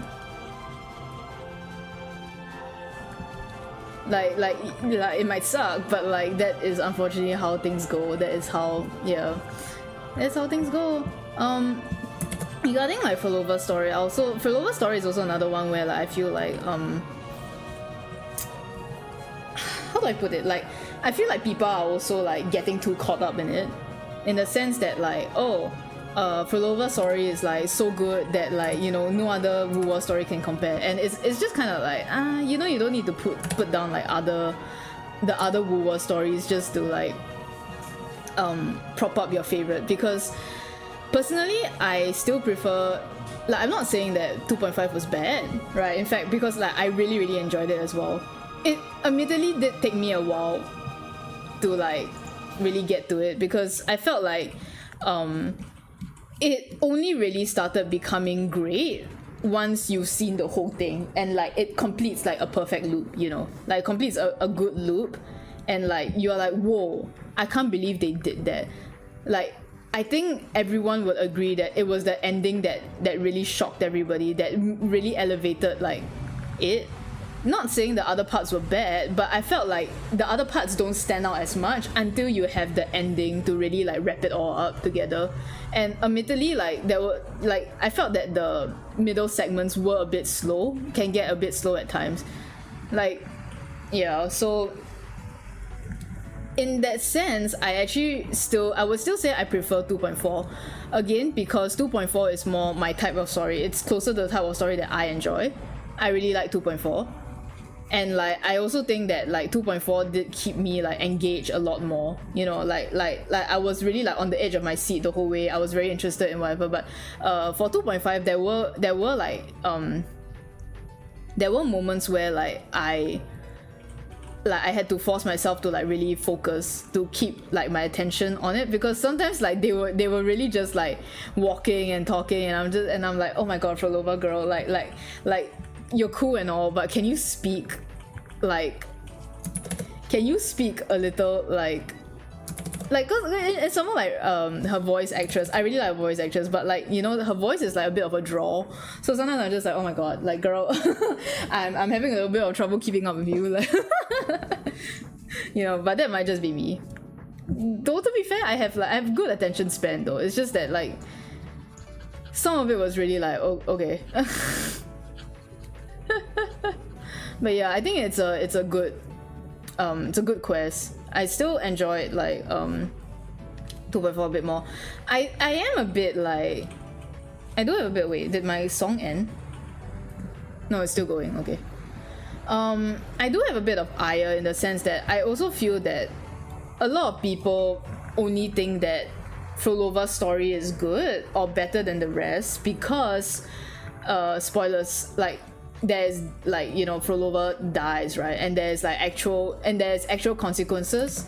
Like I feel like because of that, a lot of people are like, oh, you know, 2.5 is great because like Phrolova actually dies. Like someone like, I think one of the complaints about 2.4 was that like, even though the situation seemed dire, right, the situation with Cristoforo trapping Septimon in like a sonorosphere, like even though it seemed dire, in the end like Lupa and like Kartitia managed to get out like unscathed and alive, and people actually said that like people complained that, oh, like there was no stakes in the end, like in the end they all get out alive, so it just felt like, oh, there was no stakes. And I completely disagree with that, because the point about 2.4 story was that despite everything, you triumph, you know, despite all the shit that life throws at you, despite like your insecurities and stuff, like in the end you make your own choice, you stick by it, and you win. It would not make sense if someone died. Like people are saying, oh, Kartitia should have died, and like she just came back. Her entire story quest was about how she was given a second chance at life, and she can finally do all the things she wants. Why would you want her to die when she just got that, you know? And then people saying, oh, Lupa should have died, and it's like, no, that would not make sense for a character at all. Like that would not have made sense for like the type of story they were trying to tell. Like Lupa needed to live because like she is like the hope, you know. She's the main character of the story, and she decides her fate, you know. She carved that fate, you know. So like it felt really weird when people were like, oh, someone should have died in that quest, and it's like, why? It makes no sense in that story for someone to die, you know. It's really weird that people are like, oh, no one died, so there's no stakes. It's not really that. I feel like there's like like the people who say that like just kind of want it to be edgy all around, you don't need, some stories require death for it to make sense, for it to like properly like have that, you know, have the impact, right? But I felt like 2.4 was not one of them. I felt like 2.4 was definitely not one of them. And I felt like the fact is that Lupa was like dead in like multiple like iterations of the timeline. She had died like multiple times, you know. And like, yeah, maybe we should have seen that, but like the point was that in the end she managed to escape. So like I don't understand why like so many people wanted her to like actually like give up her life and stuff. Like it's really weird. It's really weird. Very, very like do you just want her to die because it's cooler? Because happy endings are uncool? It felt like that to me a little bit. So part of me feels that the reason why Phrolova's quest was so well received is like I'm sure it's not mostly because she died, but it really, some of it really does feel like it's because she died. You know. And then it's so weird because then now that she's dead, people are like, why can't we bring her back? And then they like copium and I'm like, I thought you all wanted someone to die. Is it because y'all don't care for Lupa? So it's okay she dies, but not your waifu Phrolova that you've been waiting for since launch, you know, kind of thing. So yeah, like can't shake that feeling a little bit. Like it's not all people, and I'm pretty sure that most people like appreciate the writing for what it is, and not just because Phrolova died. But I do think that like as good as the ending was for Phrolova's like patch, for Phrolova's story, it's not like the best thing that I've read, you know. It's brave in what it wants to do, but it's not the best. So, and I think people who say like, oh, this is the single-handedly like greatest like story, and it's like, nah, you either only played like a very small like section of games, or like you are only judging it because like you're only judging it as such because like there was character death. But I am, but I feel like looking at Phrolova's thing, like it really is like, oh my god, okay, if this is the kind of quality I can expect from them, then yeah, shit, I will trust them. They have earned my trust, and I will, you know, I'm looking forward to like cautiously, right? Cautiously. I won't like 100% like be like, yeah, they can do no wrong, because like you can't have bangers every time. But they have had quite a few bangers in a row. Like, oh, I love Cantarella's, like Cantarella is also another one that I wasn't going to roll for because I'm not usually into that kind of design. But like she was so good. She was so good that I was just like, fuck it, I'm rolling for her. Like, she's just so good. So I'm gonna roll for her when her rerun comes out. Cause she's my queen, man. I love her so much. I didn't roll for her because I know I wanted to roll for Zani. And in the end, like, I also really like Sakona a lot, so I rolled for both Zani and Sakona. You know, so I was like, okay, I cannot roll for Cantarella. I will wait for her rerun. So she's coming back soon, and I will keep my promise.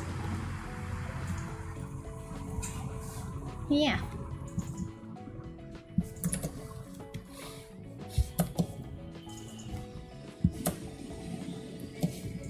Oh boy. Okay, I'm getting a little tired. Oh.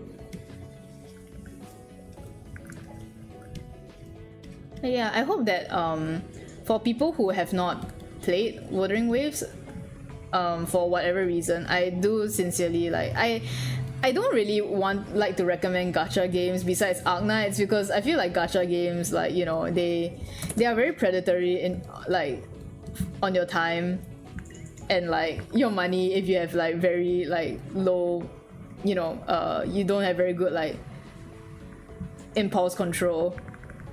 But like I feel like Wuwa is like really like, oh, you know, like if you are interested, it is genuinely like a really good experience.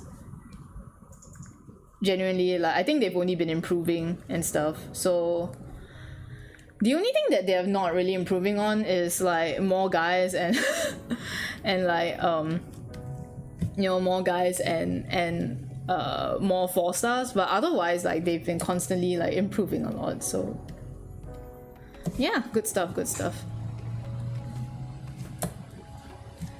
Okay, how long have I been streaming for? 2 hours. I can stop now actually. I'm always like, oh, I must stream for at least 2 hours and before I can stop. I might stop now because I'll still keep on drawing, but you know, I'm a little tired. I feel like when I'm playing a game, I can go on like for hours. Like if you guys have watched my 100-line stream, I didn't talk about 100-line at all. Holy shit. But how do I talk about it to like people who've never played it, you know? Can't talk about so much stuff. Play 100-line, guys. for just like $60, you can get 3 years worth of you can get like 130 hours worth of content if you like visual novels and stuff, and if you like Danganronpa and you like Danganronpa and Zero Escape and you like Danganronpa and Danganronpa, like you should play you should play Zero Escape. Zero Escape, no, 100-line. You should play it. Yeah. Well, don't take my word for it because I've not even really completed the game, but like, you know, because it's so long and I'm playing it on stream, so it's so freaking long. But yeah, it's one of those games that you cannot talk about because everything's a spoiler, you know. But yeah, yeah, 100-line, go and play it. If you're interested in that kind of thing, pretty good game. And play Wuthering Waves if like it's something that you've been considering and you don't mind adding another gacha game to your list of like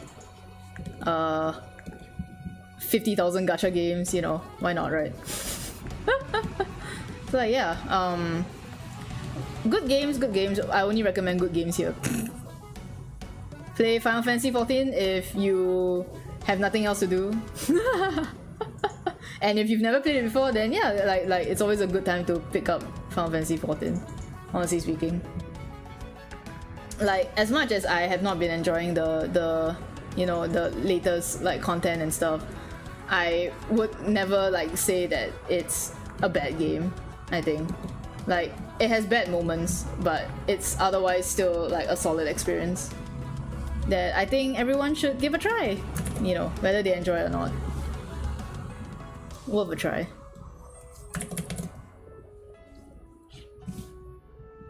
Okay, I think I will stop here because I am running out of breath. Thank you guys for watching, and yeah, I will see you guys on Saturday, either Friday or Saturday for more 100-line if you guys are into that.